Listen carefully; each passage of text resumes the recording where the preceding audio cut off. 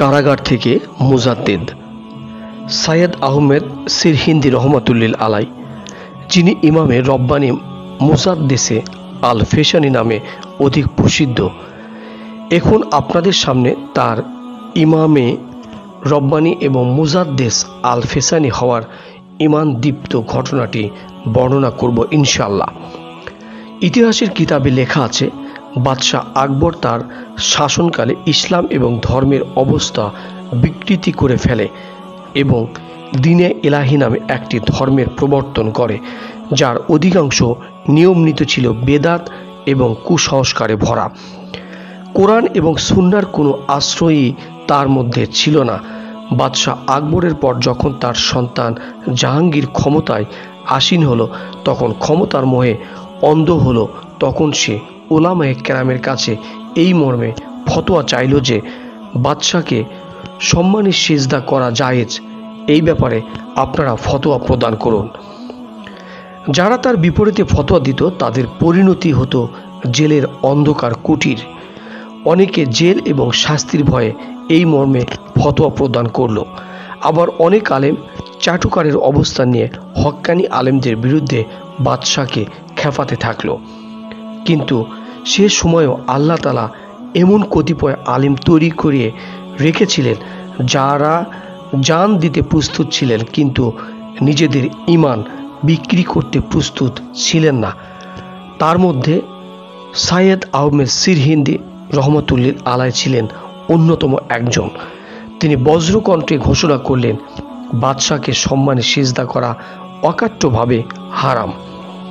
এই ফতোয়া প্রদানের শাস্তি স্বরূপ তাকে গোয়ালিয়র কারাগারে বন্দী করা হলো। তার পায়ে ভারী শিকল পরানো হলো। তিনি বন্দী জীবন আর জেলের অন্ধকার কুঠিরে কবুল করে নিলেন, কিন্তু ইসলামের নামে মিথ্যাকে ঘৃণা ভরে প্রত্যাখ্যান করলেন। কেননা আল্লাহ ছাড়া কারো সামনে মাথা নত করা যায় না। কোনো মাকলুক কখনো সিজদার উপযুক্ত নয়। সিজদার উপযুক্ত একমাত্র আল্লাহ। তার ওপর অনেক নির্যাতন চালানো হলো, অনেক লোভ প্রলোভন দেখানো হলো, কিন্তু তিনি তার ফতোয়ার ওপর অটল অবিচল রইলেন। বাদশার হুঙ্কার, শাস্তির ধমকি, মৃত্যুর ভয় কোনো কিছুই তাকে তার ঈমানের দৃঢ়তা থেকে টলাতে পারল না। অবশেষে তার এই দৃঢ়তা এবং অবিচলতার কারণে আল্লাহ রাব্বুল আলামিন বাদশাহ জাহাঙ্গীরকে তার প্রতি এবং দ্বীনে ইসলামের প্রতি ঝুঁকিয়ে দিলেন। তখন বাদশাহ সহ সমস্ত ক্ষমতাধররা এক বাক্যে বলল, হজরত, আজ থেকে আপনি যা বলবেন তাই হবে। আমরা আপনার ফতোয়ার বিপরীতে কিছু করব না।